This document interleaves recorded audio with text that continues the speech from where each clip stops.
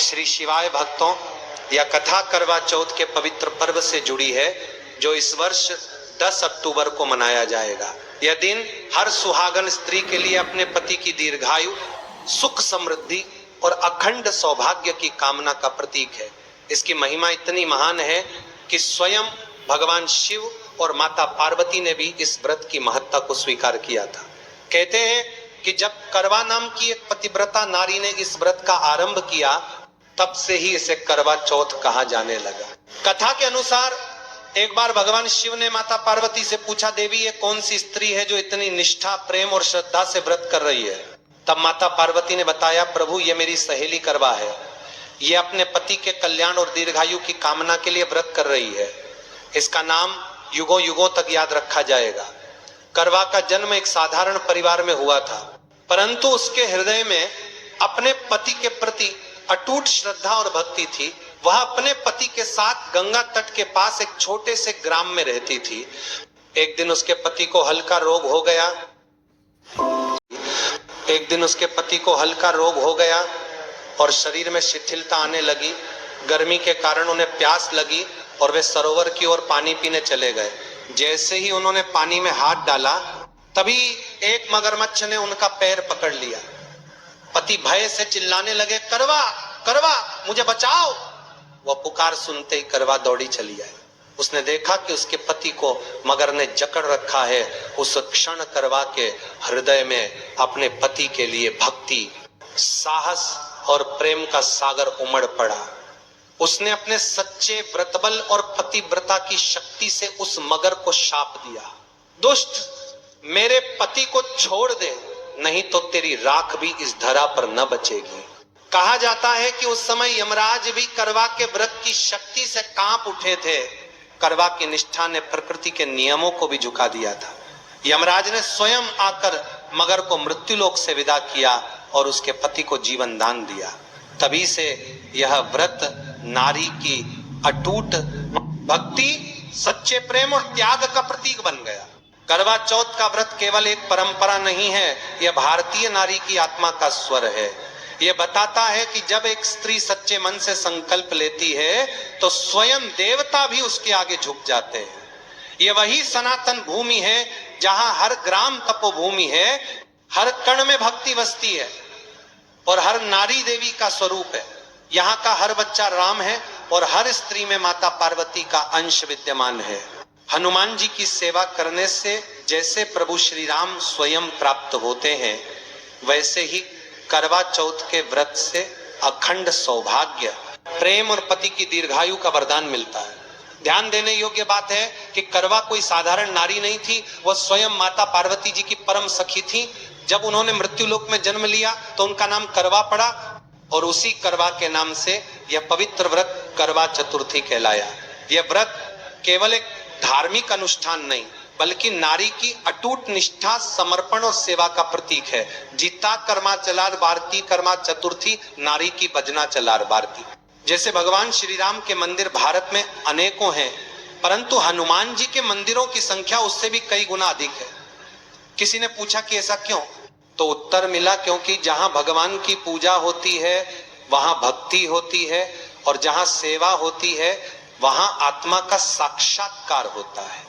हनुमान जी ने जिस प्रकार श्री राम की सेवा की, उसी भक्ति की अग्नि से वे अमर हो गए।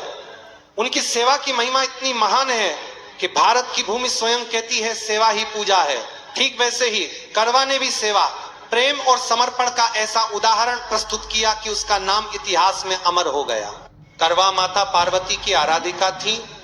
उनका हृदय शिव शक्ति की भक्ति से ओतप्रोत था। उनके पति जब सरोवर में जल पीने गए, तभी एक मगरमच्छ ने उनके पैर को पकड़ लिया और उन्हें पानी की गहराइयों में खींचने लगा। उस समय करवा अपने पूजन में लीन थी। उन्होंने मिट्टी से एक पवित्र गोल भाग तैयार किया था, जिस पर उन्होंने पार्वती जी और शिवलिंग का अधिष्ठान किया था। वह कोई सोने चांदी की पूजा नहीं थी, वह थी श्रद्धा की पूजा, भक्ति की पूजा। उनके कानों में अचानक अपने पति की पीड़ा भरी आवाज गूंजी, करवा बचाओ। और उसी क्षण वह आराधना की मुद्रा से उठी। उनके हृदय में भक्ति की ज्वाला प्रज्वलित हो उठी। वह दौड़ती हुई सरोवर की ओर पहुंची, देखा कि मगर ने उनके पति को पूरी तरह जकड़ लिया है। करवा की आंखों में आंसू नहीं थे, उनमें शक्ति थी, संकल्प था।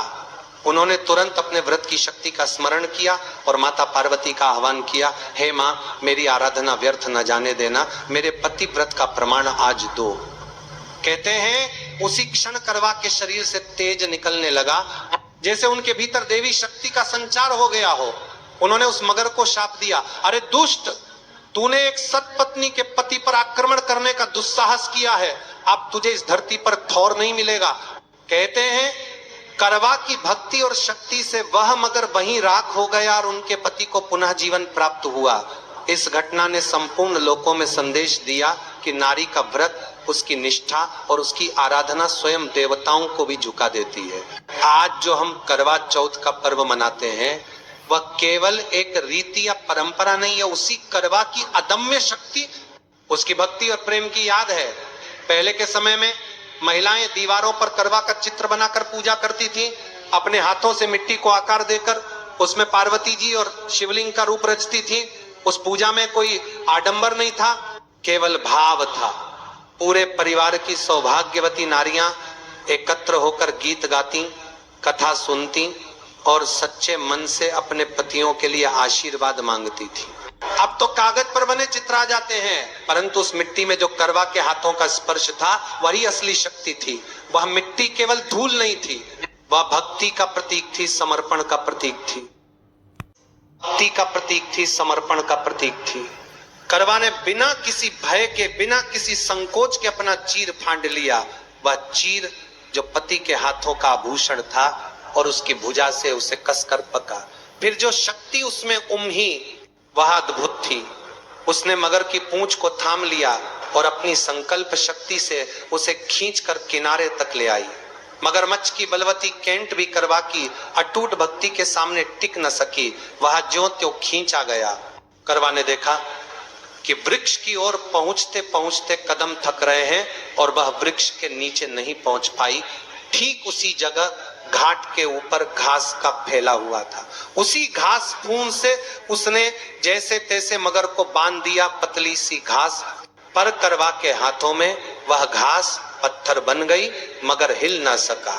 उसी समय यम के दूत प्रकट हुए, मृत्यु का लेख हाथ में लिए खजे। उनकी आंखों में नियम की कठोरता स्पष्ट थी। उन्होंने कहा, यह पुरुष आज मृत्युलोक के लिए निर्धारित है, अब उसका समय पूरा हुआ है। करवा ने नम्रता में नहीं बल्कि दृढ़ निश्चय से पूछा, तुम कौन हो, क्यों ले जा रहे हो मेरे पति को? यमदूत बोले कि नियम बदलना हमारे वश में नहीं है, पर करवा ने कहा, यदि प्राण लेनी है तो पहले इस मगर को ले जाओ जिस